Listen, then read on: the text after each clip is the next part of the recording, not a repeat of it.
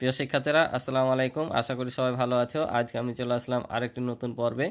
এ পর্বে আলোচনা করব আমি তৃতীয় অধ্যায় পূর্ণ সংখ্যার অনুসরণী 3.1-এর 1 ও 2 নম্বর অঙ্ক নিয়ে। তো আমার ক্লাসটি অবশ্যই তোমরা প্রথম থেকে শেষ পর্যন্ত ধৈর্য সহকারে দেখবা। আশা করি এখান থেকে তোমরা ইনশাআল্লাহ উপকৃত হবা। তো আমার চ্যানেলে যদি তোমরা নতুন হয়ে থাকো তাহলে অবশ্যই চ্যানেলটি সাবস্ক্রাইব করে আমার পাশে থাকবে এবং ভিডিও ভালো লাগলে অবশ্যই ভিডিও শেষে লাইক কমেন্ট করে দিবে। তো চলো আমরা অঙ্ক দুইটা শুরু করি। তো প্রথম অঙ্ক বলছে যে নিচের বাক্যাংশগুলো বিপরীত অর্থে লিখো। নিচের বাক্যাংশগুলো বিপরীত অর্থে লিখতে বলছে। তো চলো সরাসরি আমরা খাতায় যাই। তো দেখো আমি এখানে উঠিয়ে রেখেছি যে নিচের বাক্যাংশগুলো বিপরীত অর্থে লিখো। প্রথমে ছিল যে ক নম্বরে ওজন বৃদ্ধি। ওজন বৃদ্ধি বলেছে, এখন বলছে যে বিপরীত অর্থ লেখো। তাহলে ওজন বৃদ্ধি, ওজন বৃদ্ধি পেলে বিপরীত কি হয়? বৃদ্ধির বিপরীত কি? হ্রাস।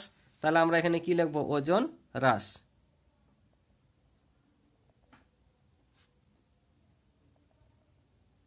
ওজন হ্রাস লিখলাম, ঠিক আছে। তারপর বলছে 30 কিলোমিটার উত্তর দিক। তো উত্তরের বিপরীত কি? দক্ষিণ। তার মানে 30 কিলোমিটার কি হবে? দক্ষিণ দিক। তাহলে আমরা লিখবো যে 30 কিলোমিটার দক্ষিণ দিক। তাহলে আমরা লিখলাম 30 কিলোমিটার উত্তর দিক, বিপরীত হচ্ছে 30 কিলোমিটার দক্ষিণ দিক। তারপর হচ্ছে বাড়ি হতে বাজার 4 কিলোমিটার পূর্বে।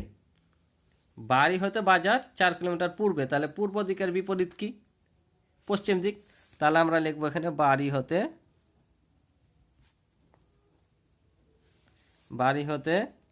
বাজার 4 কিলোমিটার পশ্চিমে।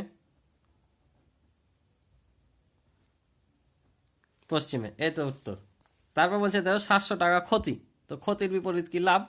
তাহলে লিখবো 700 টাকা কি? লাভ। তাহলে হয়ে গেল। তারপর হচ্ছে সমুদ্রপৃষ্ঠ থেকে 100 মিটার উপরে। সমুদ্রপৃষ্ঠ থেকে 100 মিটার উপরে। তাহলে 100 মিটার যদি উপরে হয় তাহলে 100 মিটার কি হবে? নিচে হবে। তাহলে লিখবো যে সমুদ্রপৃষ্ঠ হতে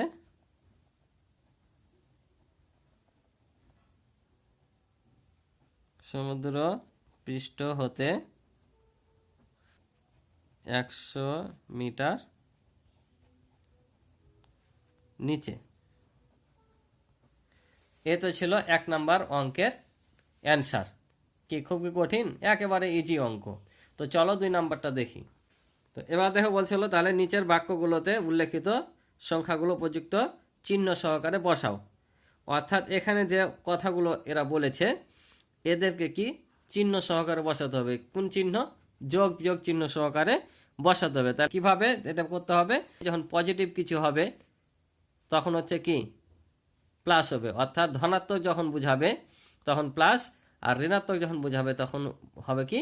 মাইনাস। যেমন বলছে একটি উড়োজাহাজ সমতল ভূমি থেকে 2000 মিটার উপরে উঠছে। একটি উড়োজাহাজ সমতল ভূমি থেকে 2000 মিটার উপরে উঠছে। তো সমতল ভূমি বলতে আমরা যেখানে বসবাস করি সেটাকে বলছে সমতল ভূমি। এখন সমতল ভূমিটা হচ্ছে তোমার মনে করো যে মিডল পয়েন্ট। এটা জিনিস মনে রাখবা, যখন সমতল ভূমি থেকে ওপরে উঠবে, উপরে যখন উড়ে তখন জিনিসটা বাড়ে না কমে বলো তো? একটা বিমান যখন সমতল ভূমি ভূপৃষ্ঠ থেকে অর্থাৎ মাটি থেকে যত উপরে উঠে তখন কি ওটা আমরা বলি যে বাড়ছে না কমছে? উপরে দূরত্বটা বাড়ছে না? তো যখন উপরে উঠবে তখন এটা প্লাস হবে। কি বললাম? যখন সমতল ভূমি থেকে উপরে কিছু উঠবে তখন সেটা হচ্ছে প্লাস হবে, অর্থাৎ বাড়বে, মানে প্লাস চিহ্ন সহকারে বসবে। অর্থাৎ 2000 মিটার উপর উঠছে, প্লাস 2000। আবার বলছে একটি ডুবোজাহাজ সমুদ্রপৃষ্ঠ থেকে 800 মিটার গভীরে চলছে। গভীরে মনে করো সমুদ্রের ওপর পানি আছে, সে পানি থেকে নিচে যাচ্ছে। তাহলে নিচে গেলে কি হয়? কমছে না বাড়ছে? কমছে না, নিচে যাচ্ছে। তাহলে তোমরা একটা জিনিস মনে রাখবা, যখন কোনো কিছু ওপরে উঠবে তখন বাড়বে অর্থাৎ প্লাস হবে, আর নিচে গেলে কমবে অর্থাৎ মাইনাস হবে। ঠিক আছে?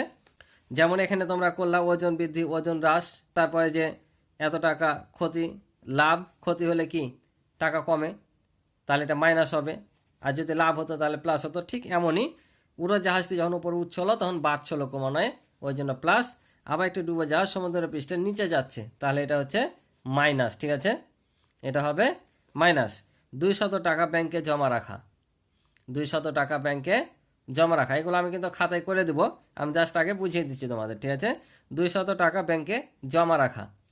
জমা রাখা মানে কি, যদি ব্যাংকে টাকা জমা রাখো তাহলে টাকাটা বাড়ে না কমে বলো তো? টাকাটা বাড়ে না। তাহলে যখন জমা রাখছো তখন কি টাকাটা বৃদ্ধি পাচ্ছে, তাহলে এটা কি হবে, প্লাস না মাইনাস বলো তো? প্লাস হবে। তাহলে প্লাস 200 টাকা।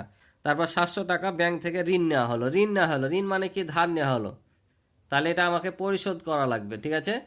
তাহলে যখন আমরা ব্যাংক থেকে ধার নিব, অর্থাৎ ব্যাংক থেকে টাকাটা কমে যাচ্ছে, এখানে ব্যাংকের কিন্তু বিবেচনা করবা, তোমাকে দিয়ে না। তাহলে ব্যাংক থেকে যখন কমে যাচ্ছে, এটা তোমার দায়, তাহলে এটা কি, ঋণাত্মক সংখ্যা হবে, অর্থাৎ মাইনাস হবে। এখন কিভাবে লিখতে হবে সেটা তোমাদের লিখে দিই চলো। তাহলে দেখো আমি জাস্ট সেগুলোর উত্তর লিখে দিলাম অঙ্কগুলোর, যে একটি উড়োজাহাজ সমতল ভূমি থেকে 2000 মিটার উপর দিয়ে উঠছে, অর্থাৎ প্লাস 2000 মিটার। যেহেতু আমি ওই পাশে বুঝিয়ে দিয়েছি, জাস্ট তোমাদের আমি কি করলাম, এটা উত্তরগুলা লিখে দিলাম, লেখার স্টাইলটা যে কিভাবে লিখতে হবে, যে একটি উড়োজাহাজ সমতল ভূমি থেকে 2000 মিটার উপর দিয়ে উঠছে, অর্থাৎ প্লাস 2000 মিটার। একটি ডুবোজাহাজ সমুদ্রপৃষ্ঠ থেকে 800 মিটার গভীরে চলছে, অর্থাৎ গভীরে, যত গভীরে যাবে তত নেগেটিভ, ঋণাত্মক, তাহলে মাইনাস 800 মিটার। এখানে কিন্তু বীজগণিতের অঙ্কে প্লাস এবং মাইনাস বলে, প্লাস অর্থ যোগ আর মাইনাস অর্থ বিয়োগ, ঠিক আছে।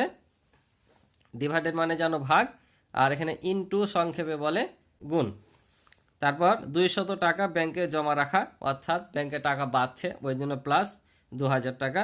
700 টাকা ব্যাংক থেকে ঋণ নেওয়া মানে ব্যাংকে টাকা কমে যাওয়া, তাই এখানে মাইনাস 700 টাকা, ঠিক আছে। আশা করি তোমরা বুঝেছো। তো আজকে এ পর্যন্ত ছিল এ পর্বের অঙ্ক। আশা করি তোমরা অঙ্কগুলো বুঝেছো। ভালো লাগলে অবশ্যই ভিডিওটা একটি লাইক করে দিবে এবং কমেন্ট করে তোমাদের মতামতগুলো জানাবে। তোমাদের কিছু প্রশ্ন থাকলে তোমরা কমেন্টের মাধ্যমে সেটা জানাতে পারো। তো আজকে এই পর্যন্ত, ভালো থাকো, সুস্থ থাকো, আল্লাহ হাফেজ।